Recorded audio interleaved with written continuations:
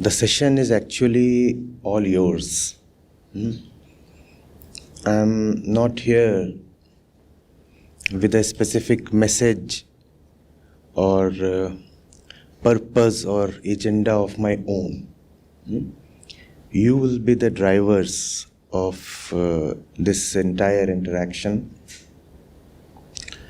So I'll just respond to what you say. The participation has to be equal from both the sides, though presumably I'll be doing 90% of the talking, but still the involvement and attentiveness has to be from both the sides. You will be driving, dictating, and setting the tone when it comes to this session. It's all yours, so let's please begin. Don't hesitate. There are no right or wrong issues to be discussed. Whatsoever is important in life is worthy enough to be taken up. Sir, let me start the discussion. Yes, please. So can you throw some light on the decision making itself and how that process goes on? And how do you decide it's a right decision or a wrong decision? You see, all decisions come from a certain state of mind. Let's be together. We want to explore the entire process of decision making. We internally stand at a certain point, and we are not all right with it, so we need to move to some other point, right?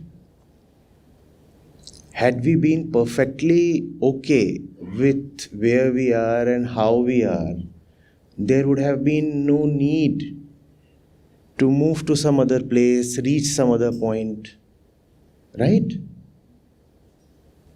If I am here and I am perfectly okay being here, then there is no need to reach anywhere else, correct?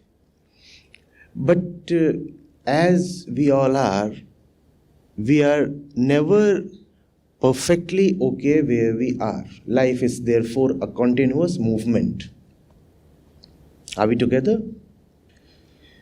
So I am at point A, and point A, whatever it is, wherever it is, never succeeds in giving me full satisfaction. Is that true for all of us? Wherever we are, that point is never a point of complete satisfaction for us. Correct? And that's the reason we need to move to some other point. Now the question is, which other point? Which other point and what route to take to that point? That is the foundation of entire decision making. So whenever we need to take a decision, we need to be firstly thinking of where we currently are, not where we want to reach. You see, usually when you have to decide, you only talk of the options, right? You say, I have to make a decision, and these are the options available, and among these options, I have to make a choice, correct?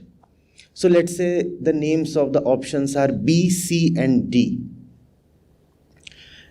And I have to make a decision between these three, B, C, and D. I'm continuously thinking, therefore, of B, C, and D.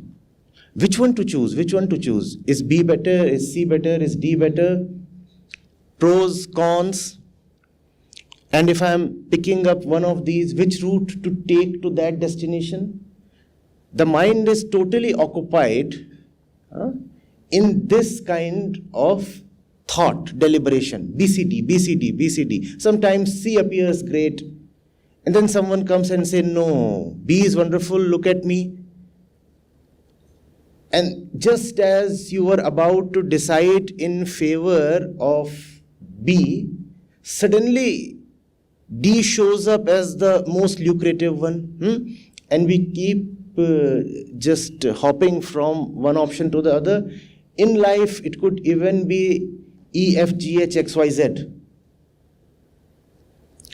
What is missing in this entire thought process?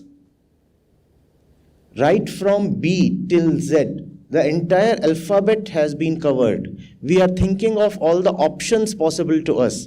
What is the one little thing that is missing there?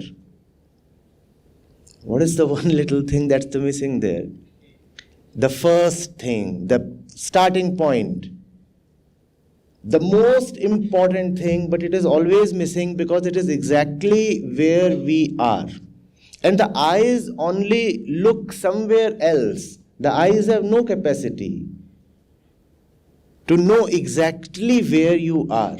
The mind is always busy thinking of the future and other places. The mind does not like to introspect, reflect, and know what the current reality, the present facts are. The mind does not like doing that. The mind has much more fun dealing in imaginations. Imaginations are dearer because they make you feel empowered. No, I have so many choices. I'm an empowered person. And each of the choices offers and promises pleasure. And A is not a point of pleasure. What is the definition of A, we said? A is a point of dissatisfaction.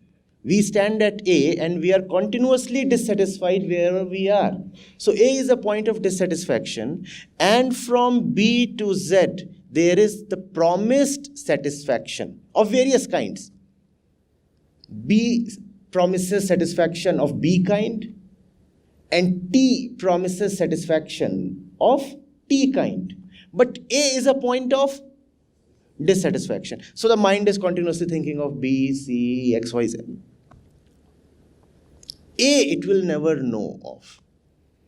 But if you do not know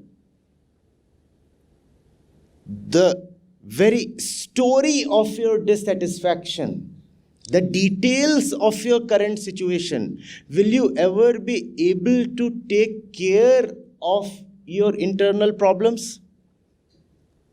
If you go to a doctor and he starts prescribing you medicines without diagnosing you, without asking for a pathology report clearly explaining your current situation, what kind of doctor would that be? So all of us are actually bad doctors to ourselves. We do not like to diagnose our current condition, but we want great medicines so that we can be healthy and powerful and beautiful in the future. But how can you prescribe yourself a course of betterment if you do not know what your current ailment is? Ailment, you understand? Disease, problem. If I do not know what my current problem is, how will I have a solution to that problem? But look at the way the mind functions. The mind does not want to go into itself. The mind does not want to go into its current state. And its current state alone is the problem. The mind does not want to go into that. Because it hurts, no? It hurts and it requires a certain discipline, a certain watchfulness. Instead of watching what is going on, the mind wants to deal in colorful imaginations. Just forget what is going on and start thinking of the various possibilities and colors and pleasures possible. Therefore, the first step in decision making is to ask yourself, why do I need to make a decision? What is wrong with my current situation? This appears like a very obvious question, but we fail to ask it most of the times. Why, first of all, is there a need to go away from A to any other place? What's wrong with A? And obviously, there is something definitely wrong with the place A. Are we together? Or are we all lost in this alphabet? Somebody is at M, somebody is at X. Are we all together at A? That's where we need to be. So first of all, why do I need to decide? If everything is hunky-dory, perfectly good, A is my home. I don't need to move an inch. But there is something certainly wrong with A. What is my current situation? The more you go into it, the more clearly it emerges where you need to go next. And if you do not go into A and just keep thinking of possibilities and alternate destinations, you'll be just entertaining yourself. You'll feel good, but that feeling will lead you nowhere. We'll talk of so many things, 5-yearly plans, visions for the future. You hear them everywhere, right from the ordinary household to the Parliament of India and the United Nations. Everyone is talking of the place to go to.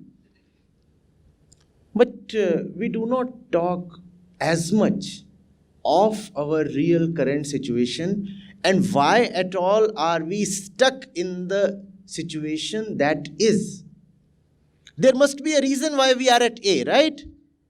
There must be a reason. And if we do not address that reason, it is quite possible that even if you move to D, D will be nothing but another form of A. Because the reason you are at A might be an internal reason, not an external reason. Your problem might not be external. The problem usually is not external. Wherever you are at in life is because of something within you. Please note this down. Now you want to go to some other place, but you are carrying the reasons why you were at the previous place firstly. Even if you go to the other place, not much will change in your life. But we want to change exteriors. I'm not feeling well. The house looks dull. So what do we change? We do not change the mind of the occupants of the house. We change the paint. We change the curtains. Don't we do that? But what if the problem is right within you? If you know where the problem is, then you will know what is it that you really need to address. All our life we fight, we struggle, we strive, we want to be better, so we toil so much. Don't we all do that? Homo sapiens all work so hard in life. You go to the jungle, you do not find any other species working so hard. But we work very, very hard. Animals move about just either for food or for pleasure or for mating, and that's all. They don't really indulge in organized work. But we keep working almost 60-70% of our life. But still, no animal is as depressed and as dissatisfied as human beings are. There has to be a reason. This is the reason. We move from place to place without ever understanding the problem. So I want a solution, I want a solution, I want a solution. But what is the problem in the first place? That we never bother to clarify to ourselves. We just have a vague impression, all of us. We have a vague impression. And if you have a vague impression of the problem, all you will get is vague solutions. And vague solutions, you have aplenty. The world is nothing but a huge marketplace of possible solutions. Everyone is selling solutions to you.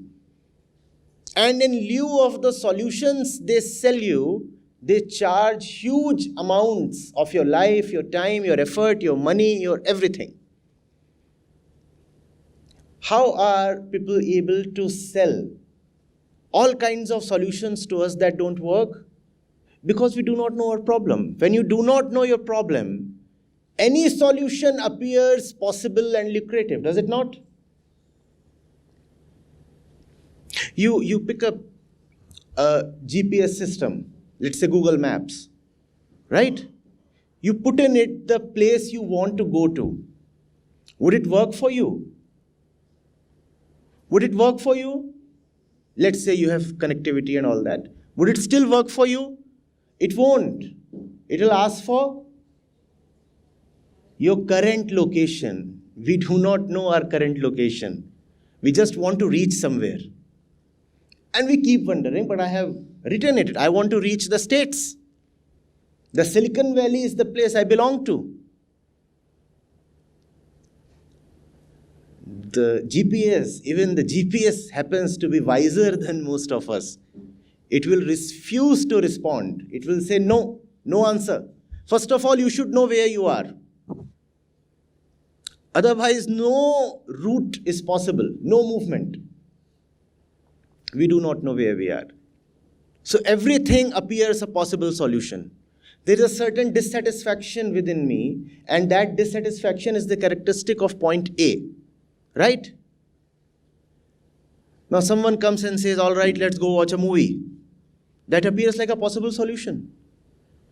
Someone comes and says, let's go settle on Mars. That too appears a solution. Now think of this. Settling on Mars appears a solution, and so does just going and watching a movie. Does that not tell of total ignorance about our inner state? Someone says, let's go. Let's have a game of table tennis. That too appears fine. Maybe this will work. Someone comes and says, you just sleep for 2 more hours, you'll be all right. That too appears worth trying. Someone says, oh, you don't have a nice mate in your life. Go get a girl, go get a boy.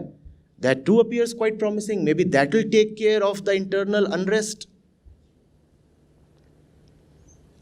Then some senior comes and says, dude, all you need is a high-paying job. And once you have that, you'll start feeling good within. And you say, oh, now I know. That was the problem. The world, we said, is a huge marketplace that keeps on offering all kinds of unworkable solutions. They will not work. Not because the world is hell-bent on cheating us, but because we do not know what we need. Do we know what we need? Instead of discussing where we need to go, more than half the time, the energy in the decision-making process should be invested in knowing where we actually stand currently. But the mind has ego at its center. I know. I already know. Of course, this is where I am. Am I such a fool that I won't even know the ground under my feet? Of course I know. What is it that I do not know? Oh, I do not know that and that and that and that. So those are the places I need to go to and try. But this, my current situation, I of course know of that. I'm living it. Who else will know of it? I'm the master of my life. I know everything what is going on. No, sir, that's not true.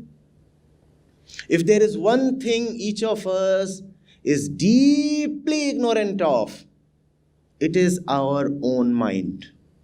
That's the one secret hardly anyone is able to unravel.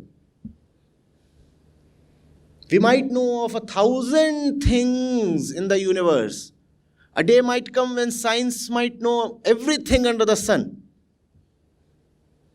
But still, the most fundamental unit, the entity that sees everything, will remain like a black box. You know of everything, but the one that knows of everything will remain unknown. All the mysteries outside have been opened up and solved. But this black box, so internally we'll continue to remain at point A. Externally, we have covered not only the alphabet but the entire dictionary. All the possible permutations, combinations, everything meaningful and meaningless has been tried. And yet, we are in the same sad and sorry state as we ever were. A few data points for you all. The world is more prosperous today than it ever was in its history. Per capita incomes were never as high as they are today. And that's when we are talking of a population of 8 billion people. 8 billion people with the highest possible level of per capita income, and those per capita incomes are only increasing at a global average rate of around 3% per year. In developing countries, the rate of increase of per capita income is often 7%, 8%, 9%.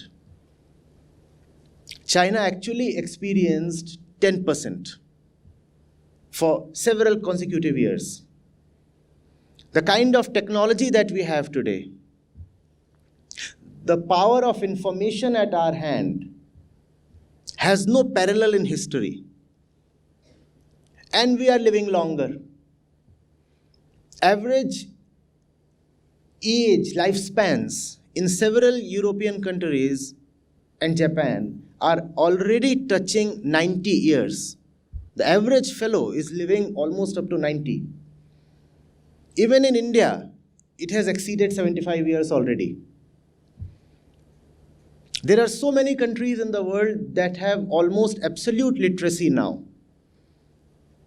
In India too, in several states, literacy levels have now exceeded 90%. We should be very, very joyful. This should be the golden period of human existence, no? We have gone to the moon, we are going to the Mars. We have thousands of man-made satellites orbiting the Earth. And you have thousands of channels available for your entertainment. Science is even trying to make man almost immortal. If not immortal, then make people live up to 150 years. There is no disease so big that man is not challenging it and trying to find a solution. Even HIV/AIDS almost has a cure today. We all should be extremely delighted. Man is God. We have done that no previous generation could. And man is more depressed today than he ever was. Mental disease is today a kind of epidemic that it never was. Suicide rates today are higher than they ever were.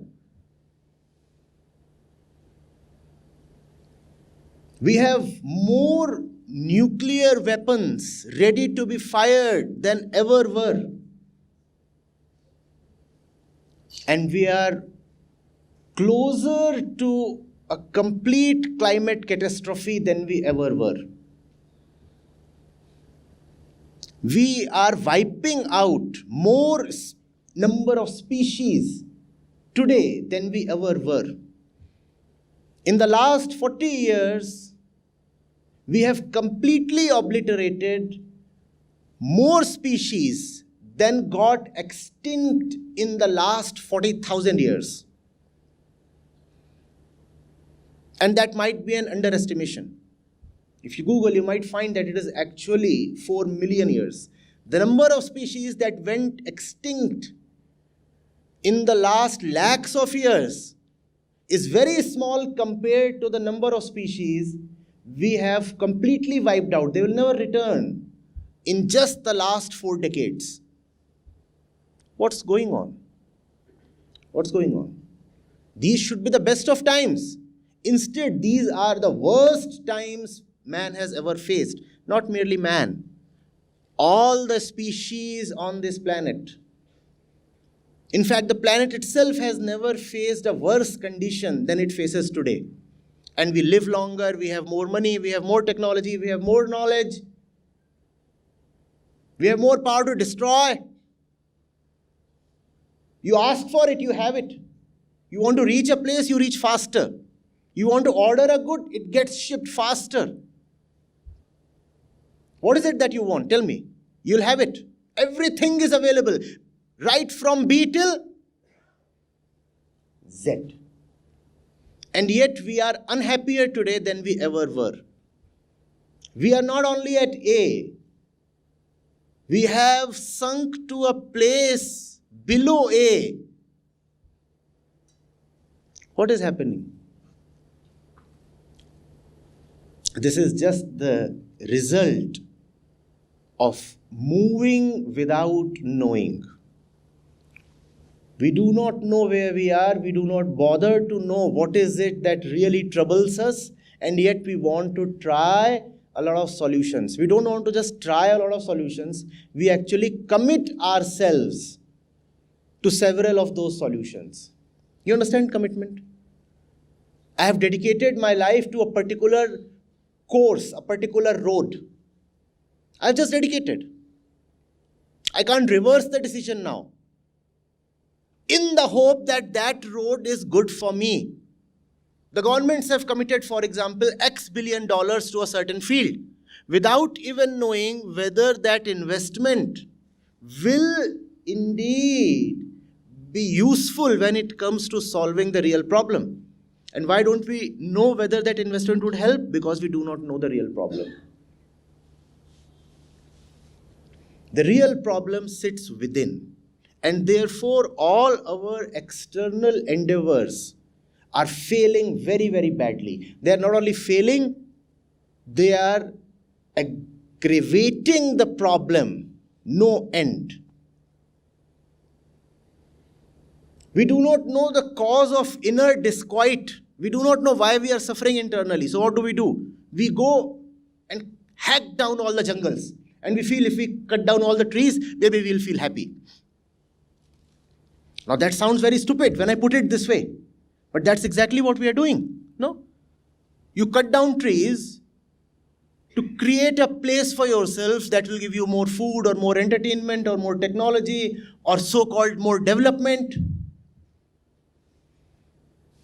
The thing is, did you know why you were unhappy in the first place? When you do not know what makes you unhappy, you try all kinds of mad options to become happy.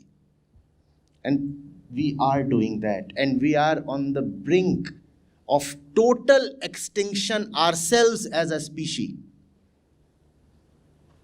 We do not know whether this species of ours will actually see the year 2100. And if we do manage to be around at that time, what kind of world it would be, we shudder to think.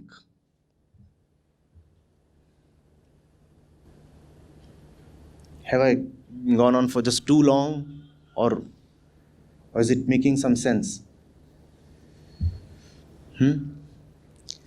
See, as you sit here, all of you are at crossroads, no? You have to make very important decisions in life. And several of those decisions are simply irreversible.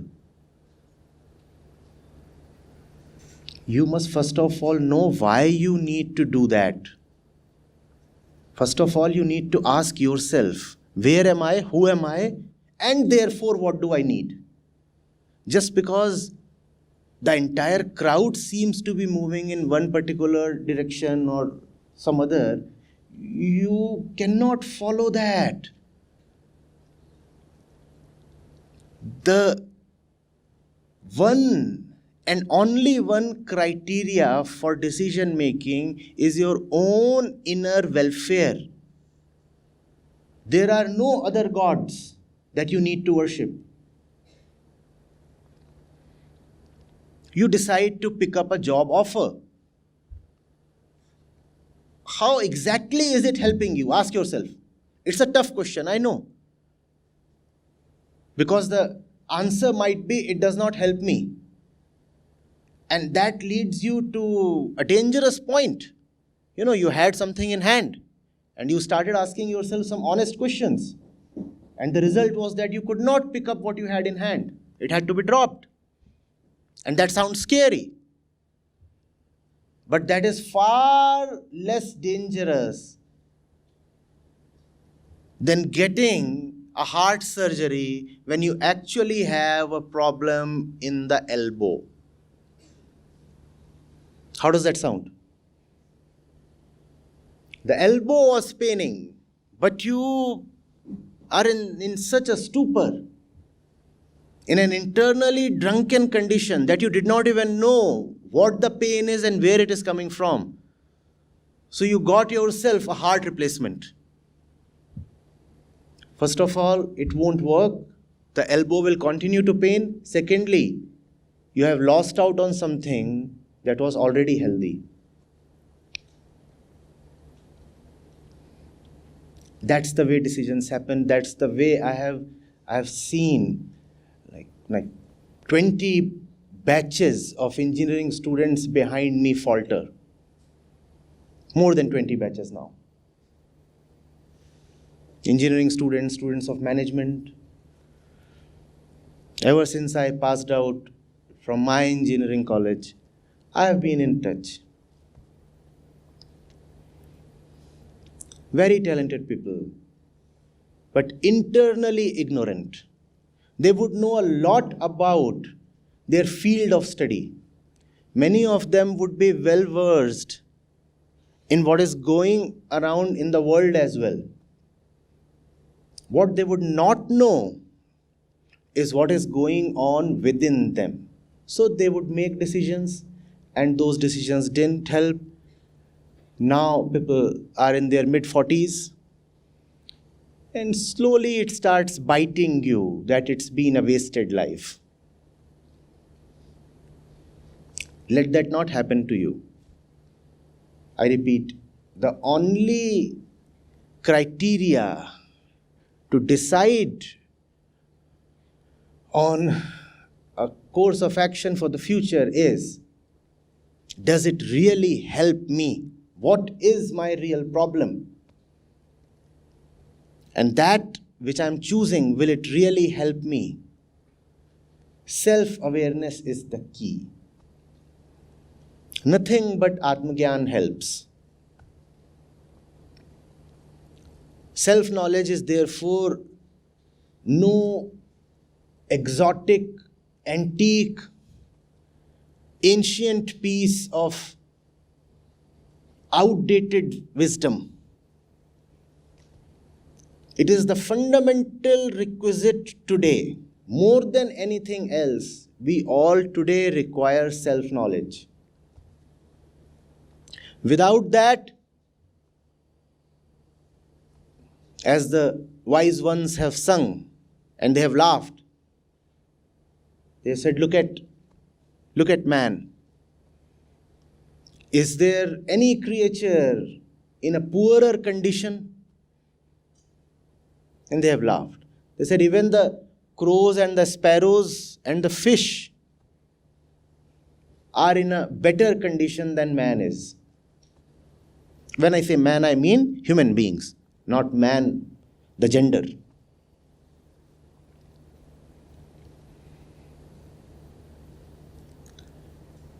You do not want 10 or 20 years from today to be at a place where you find you have invested yourself completely in something and that investment has brought you nothing. What will you do then? You cannot turn the clock back. Those 20 years would be gone. And you will find you are stuck in permanent kind of responsibilities, so-called responsibilities. It will be very difficult to course correct then. So today is the time. Be very cautious. Keep everyone else aside. Be with yourself and ask, what is my life for? And it's a question that you need to stay with. It's not a process you can be over with in an afternoon. Be with this question for long.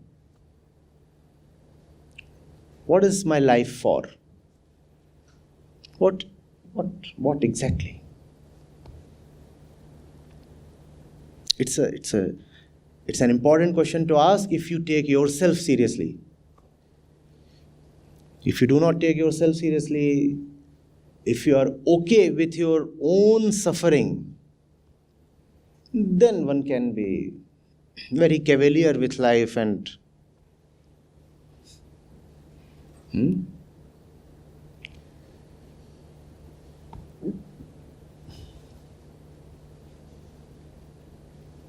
Are we connecting? Are we together? We can have lighter questions as well. Not that we want to turn this into a philosophy class.